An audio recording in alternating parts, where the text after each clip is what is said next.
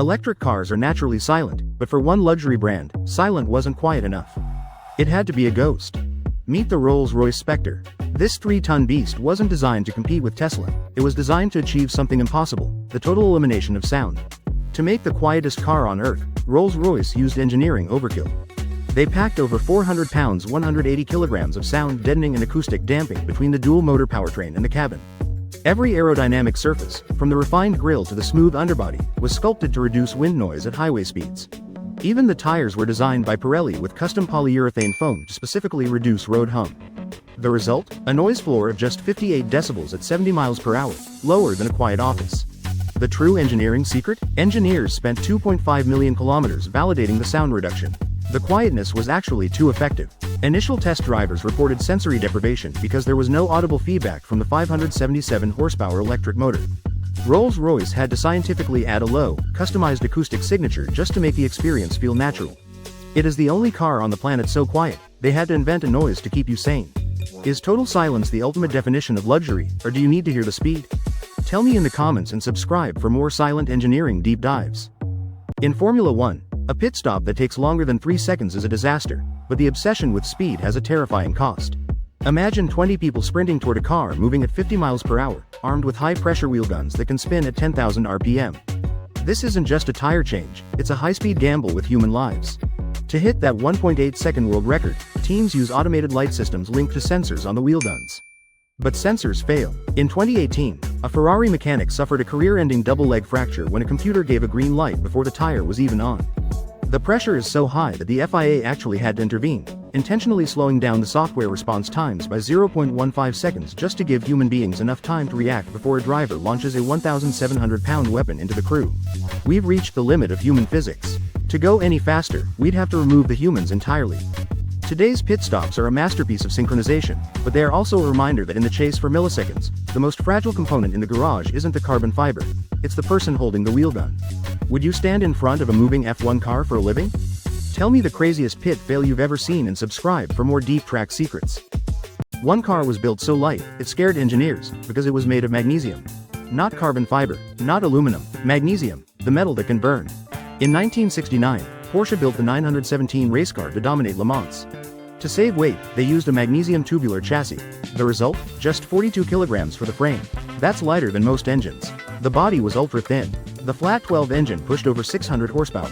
Compared to Ferrari's steel and aluminum rivals, the 917 was brutally fast and dangerously fragile.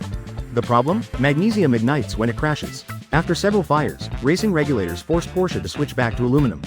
The fastest car of its era was also too extreme to survive the rules. Would you race a car this light today?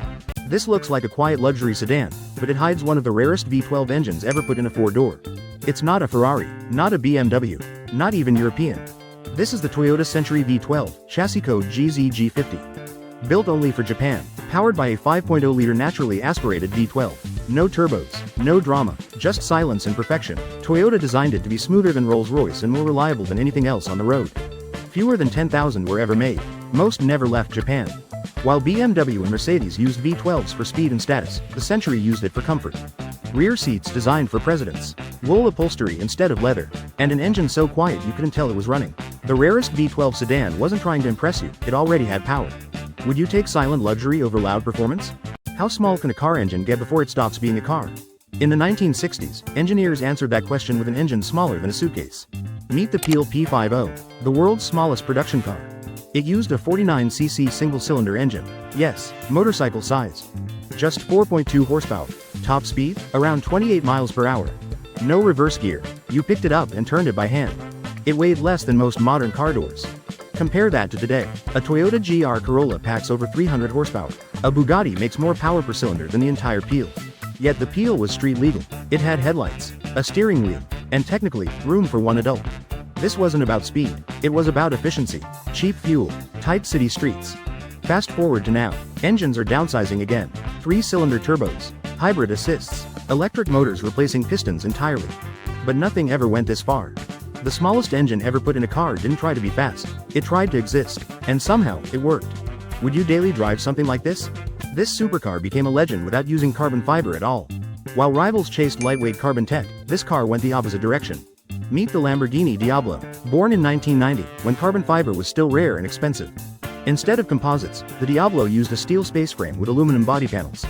Old school engineering, brutal design. Under the rear deck sat a naturally aspirated V12. No turbos, no batteries, just raw mechanical power pushing over 480 horsepower. Compared to the McLaren F1's carbon tub or Ferrari's later composite builds, the Diablo stayed stubbornly analog. And that's what made it special. Heavier, louder, harder to tame. The Diablo proved that a supercar didn't need carbon fiber to be fast, iconic, and terrifying. Would you take raw steel and a V12 over modern carbon tech? One car pushed engineering so far, it nearly broke the company that built it. Bugatti didn't just build a fast car. They built a problem-solving nightmare on wheels. Meet the Bugatti Veyron, a quad-turbo W16 engine. 10 radiators, 7-speed dual-clutch transmission built from scratch. Tires custom made just to survive 250 plus mph. Even the key had 2 positions, one just to unlock top speed. Volkswagen engineers spent years fixing heat, cooling, and stability issues that no road car had ever faced. And after all that, Bugatti lost millions on every single Veyron sold. It wasn't built to make money.